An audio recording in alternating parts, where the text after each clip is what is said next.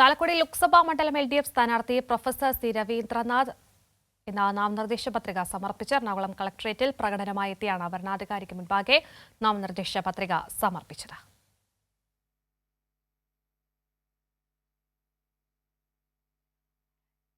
ഇന്ന് ഇടതുമുന്നണിയിലെ 3 സ്ഥാനാർത്ഥികളാണ് ഇന്ന് നാമനിർദ്ദേശ പത്രിക സമർപ്പിച്ചത്. ചാലക്കുടി ലോക്സഭാ മണ്ഡലം LDF സ്ഥാനാർത്ഥി പ്രൊഫസർ സി രവീന്ദ്രനാഥ് എറണാകുളം കളക്ടറേറ്റിൽ പ്രകടനമായി എത്തി നാമനിർദ്ദേശ പത്രിക സമർപ്പിച്ചത് അല്പസമയം മുൻപ് തന്നെയാണ് മലപ്പുറം LDF സ്ഥാനാർത്ഥി വി വസീഫും നാമനിർദ്ദേശ പത്രിക സമർപ്പിച്ചത്. അതിൻ്റെ നടപടികൾ അവിടെ പുരോഗമിച്ചുകൊണ്ടിരിക്കുകയാണ്. ഒപ്പം തന്നെ പത്തനംതിട്ടയിൽ ഇടതുമുന്നണി സ്ഥാനാർത്ഥി ഡോക്ടർ ടി തോമസ് ഐസക്കും ഇന്ന് നാമനിർദ്ദേശ പത്രിക 11 മണിക്ക് തന്നെ നാമനിർദ്ദേശ പത്രിക സമർപ്പിച്ചിട്ടുണ്ട്. പ്രൊഫസർ സി രവീന്ദ്രനാഥിനോടൊപ്പം മന്ത്രി പി രാജീവ് അദ്ദേഹത്തോടൊപ്പമുണ്ട്.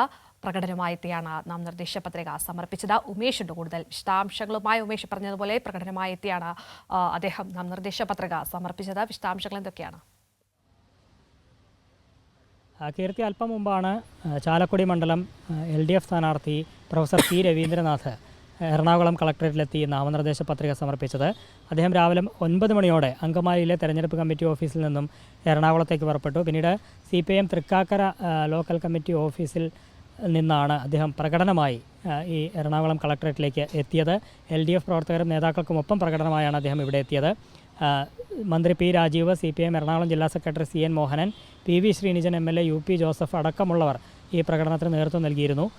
പിന്നീട് കളക്ടറേറ്റിനകത്തേക്ക് സ്ഥാനാർത്ഥിയോടൊപ്പം മന്ത്രി പി രാജീവും UP ജോസഫും ജോസ് തെറ്റിയിലും ചേർന്നാണ് വരണാധികാരിയുടെ മുറിയിലേക്ക് പ്രവേശിച്ചത്.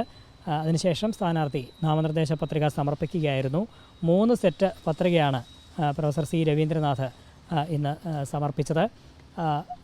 വളരെ നേരത്തെ തന്നെ പ്രചാരണ രംഗത്ത് സജീവമായിരുന്നു LDF സ്ഥാനാർത്ഥിയായ പ്രൊഫസർ സി രവീന്ദ്രനാഥ്. ഇന്നിപ്പോൾ നാമനിർദ്ദേശ പത്രിക സമർപ്പണത്തിന് ശേഷം വൈകിട്ട് മണ്ഡലത്തിൽ വിവിധയിടങ്ങളിൽ കുടുംബ സംഗമങ്ങളിൽ അദ്ദേഹം പങ്കെടുക്കുന്നുണ്ട്. ഏപ്രിൽ 3 മുതൽ അദ്ദേഹത്തിൻ്റെ പര്യടനം ആരംഭിക്കും. നേരത്തെ തന്നെ 4ാം ഘട്ട പര്യടനം അദ്ദേഹം ഇതിനകം പൂർത്തിയാക്കിയതാണ്. ഏപ്രിൽ 3 മുതൽ പൊതുപര്യടനം തുടങ്ങും. 3 മുതൽ 2 ഘട്ടങ്ങളിലായാണ് പൊതുപര്യടനം നടക്കുന്നത്. 3 മുതൽ 9 വരെയും പിന്നീട് 15 മുതൽ 21 വരെയുമാണ് പൊതുപര്യടനം അദ്ദേഹം നടത്തുന്നത്. ഇതിനിടെ മുഖ്യമന്ത്രി പിണറായി വിജയൻ, CPIM സംസ്ഥാന സെക്രട്ടറി MV ഗോവിന്ദൻ മാസ്റ്റർ അടക്കമുള്ളവർ ചാലക്കുടി മണ്ഡലത്തിൽ പ്രചാരണത്തിനായി എത്തുന്നുണ്ട്. ഏതായാലും സ്ഥാനാർത്ഥി വളരെ സജീവമായി തന്നെ പ്രചാരണ രംഗത്ത് ഉണ്ട്. ഇന്നിപ്പോൾ നാമനിർദ്ദേശ പത്രിക സമർപ്പണത്തിന് ശേഷം കുടുംബ സംഗമങ്ങളിലായിരിക്കും അദ്ദേഹം പങ്കെടുക്കുക. കീർത്തി.